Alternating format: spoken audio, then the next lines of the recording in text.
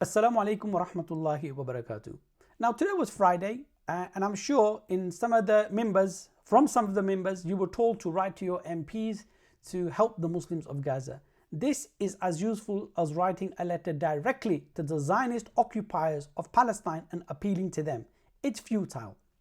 Now, this seems to be the go-to solution Muslims are given for any of our political problems, whether it's the Rohingyas, the Uyghurs, whether it's Kashmir, whether it's even the wars that Britain herself declared on the Muslim world in Afghanistan and Iraq. We were told to believe that going through this mechanism, this process, was the way of achieving something. And as you and I well know, none of these problems were solved, none of these problems were addressed, and nothing happened. Now, if you still don't get it, why? Let me give you the example of Hamza Yusuf, the most powerful Muslim politician in Britain, the First Minister of Scotland. Now, we were told, vote for him, good for Islam, good for Muslim, this is the way to progress, this is the way to achieve our interests. He comes into power.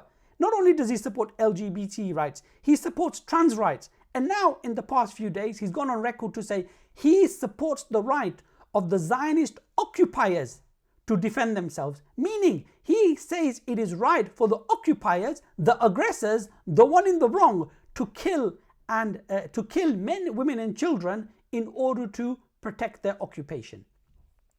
His own mother-in-law is stuck in Gaza pleading for her life. He can't even help her because he is not representative of the Muslims or the Palestinians or Islam. He represents a liberal secular political party of a liberal secular political order.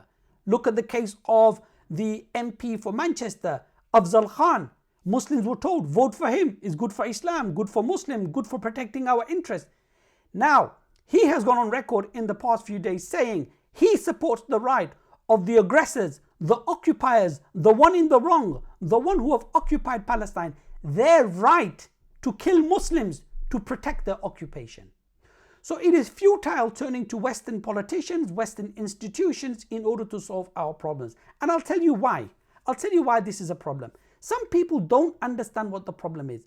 The real problem is not the occupation of Palestine, because the Zionists are so powerful and the Zionists are so capable and they are too strong to be dislodged. They did not create the occupation. They did not create that colonial outpost in Palestine. This was created by the West. When Britain occupied Gaza in 1917, she handed over that land to the Zionist organization. They didn't have the ability to do that. It was given to them by Britain. And after Britain, it was supported by the West. Because the Zionist occupation of Palestine serves the interest of the Western world. And it is the West who have a long history of anti-Semitism. They don't have any love for the Jewish people. They expelled the Jews out of Europe and forced them onto Palestine to create this colonial outpost in Palestine to serve their interests. And they are supporting this occupation today, not because they love the Jews, not because they love Zionism, but because it serves their interests. It is a military outpost in the heart of the Muslim world to keep an eye on the Muslims and stop the Muslim Ummah from unifying. And if anything happens, they've got somebody they can rely upon to slaughter and kill the Muslims.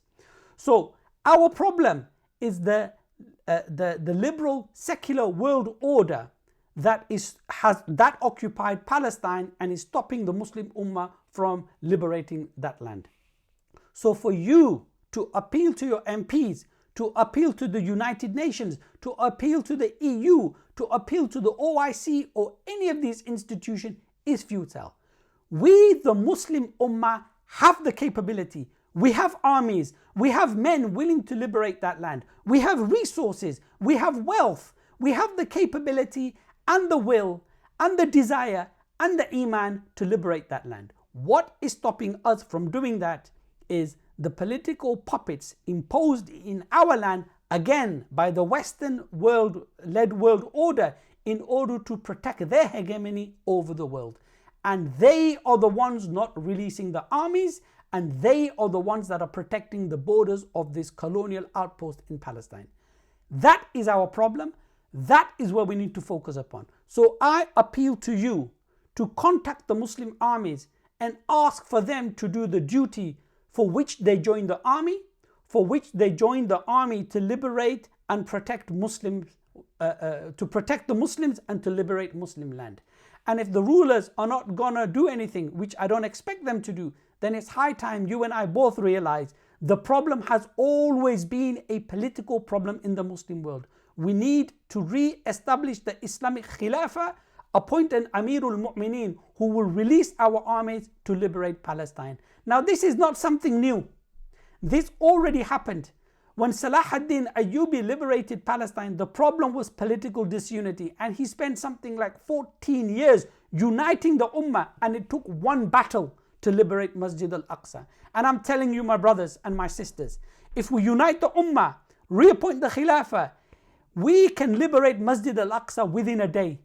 This is not the problem. Our problem is that our leaders are not releasing our armies. So make dua for that, make effort for that, and put your energies behind that. وصلى الله على سيدنا محمد والحمد لله رب العالمين. السلام عليكم ورحمة الله وبركاته.